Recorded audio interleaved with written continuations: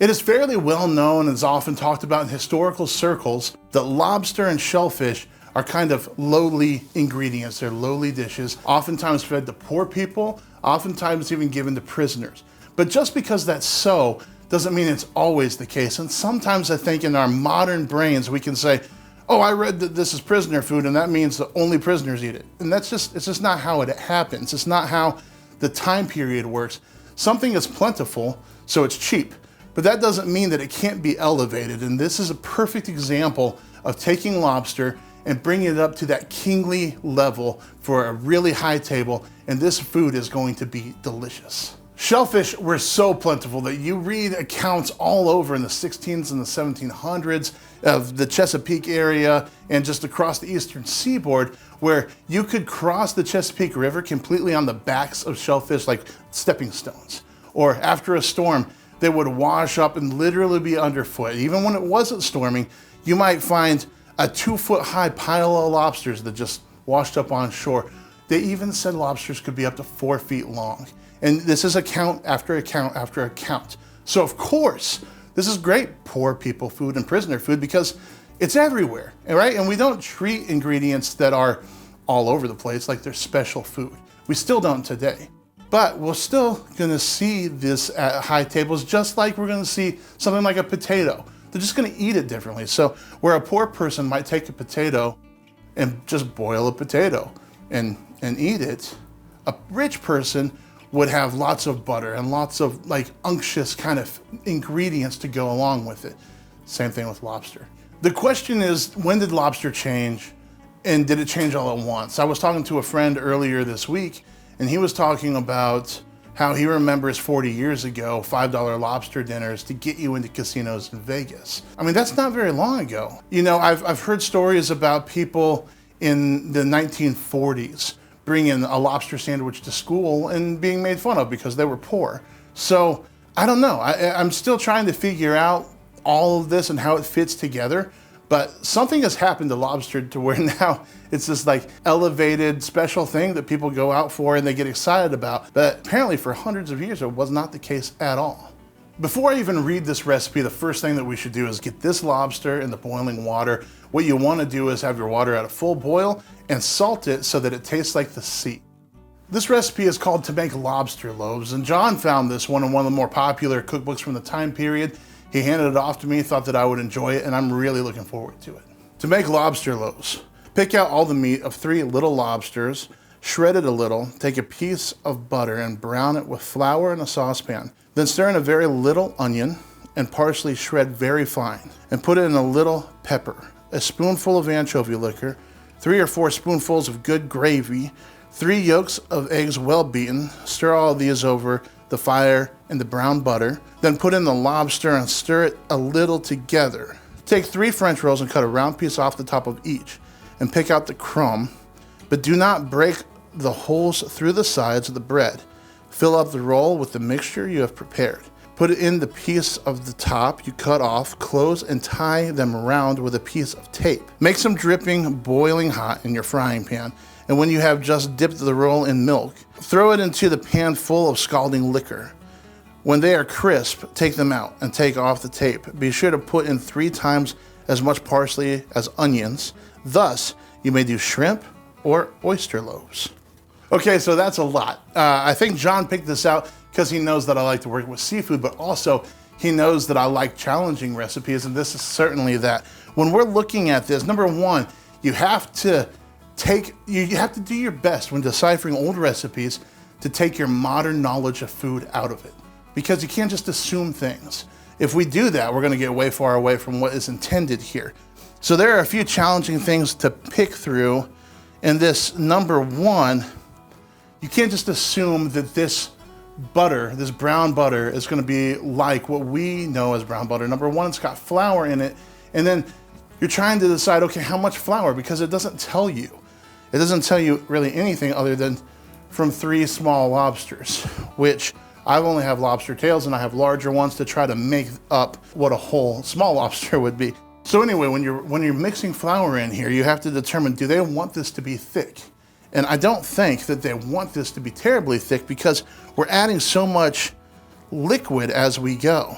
Now, anchovy liquor, a little bit of that goes a long way. So when they say a spoonful, what do they mean? And then they use the same measurement for the good gravy, spoonfuls. I'm thinking that those are probably different sized spoonfuls, but maybe not. And so the whole time that you're cooking this, you have to kind of, this isn't the first recipe that I've done, and it's not the first recipe from the time period that you should do at home, because you have to have a certain amount of knowledge of how things come together generally in the time period. Now, gravy, what they're looking for there is, well, let's say a broth that you've put a little bit of work and love into. So we're not talking about just broth out of a carton from the grocery store. We're talking about some drippings that you got from the meat that you've cooked previously that have seasoning and that you've worked on a little bit. Not anything as far as a cullis, which we've done here on the channel before. We're not getting that fancy, but it is more than just broth. Now, when they're talking about drippings later, that's pretty much a basic broth. So we don't want the yolks to like fully scramble. We gotta be careful about that.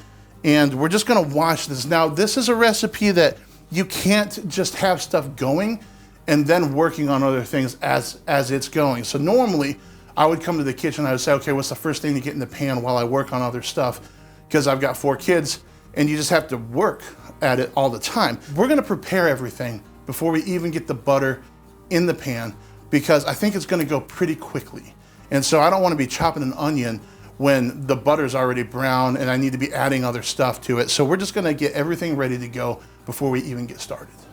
I feel like the recipe here implies that the lobster should be cooked first, because it says to pick the meat out. And at the end of the recipe is when the lobster goes back in and it's just kind of flashed in the pan. So I think that's a pretty good implication that it needs to be cooked first. Once you pull your lobster out of your boiling water, we're just gonna do a quick chop on the onion and the parsley. It really doesn't need a whole lot for the flavor. This is just for the aromatics and the savory flavor that's gonna incorporate with the butter. Go ahead and put those in the pan.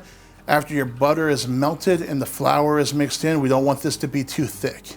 Now, once those have cooked down, you're gonna incorporate your anchovy liquor and your good gravy, stir that together and just let it simmer just a little bit, then take it off of the heat.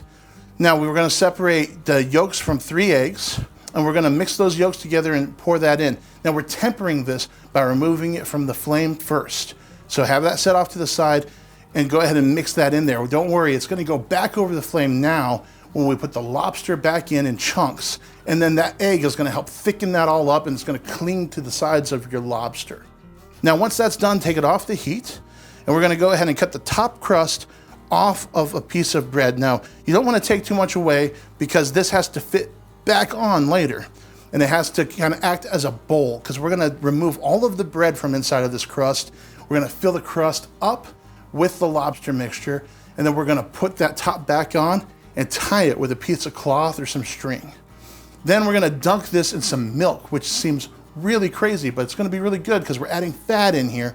And then as we do that, we're heating up a little bit of drippings in a pan, because we're gonna put this soaked loaf into the pan and we're gonna crisp it up on all sides. So not only are we gonna have some fat in the bread, but we're gonna have that wonderful drippings from the meat that we've already made prior.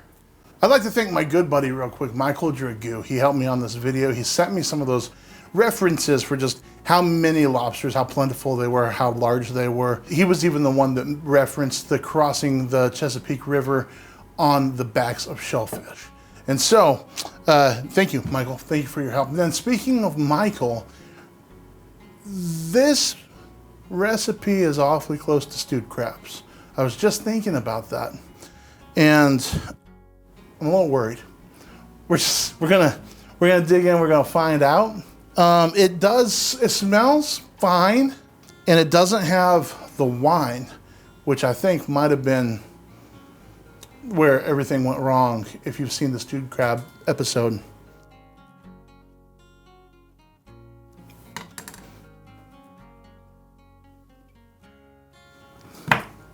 This is good. This is really good, actually. Okay. All right, I'm gonna try a little bit of this bread.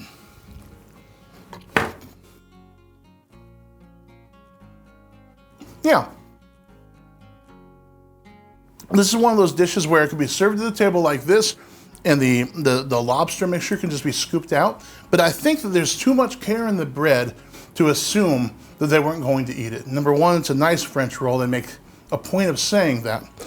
Number two, you've got this milk and this beef kind of, or whatever drippings you use, kind of cooked into it. So I think that you would have the option to just eat the lobster mixture or use the bread itself. This is what it's all about for us.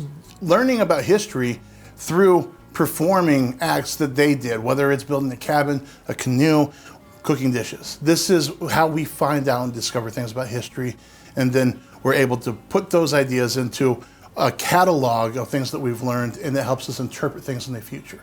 Thank you for joining, and I hope that if you try this at home that you really like it. I think it's pretty wonderful.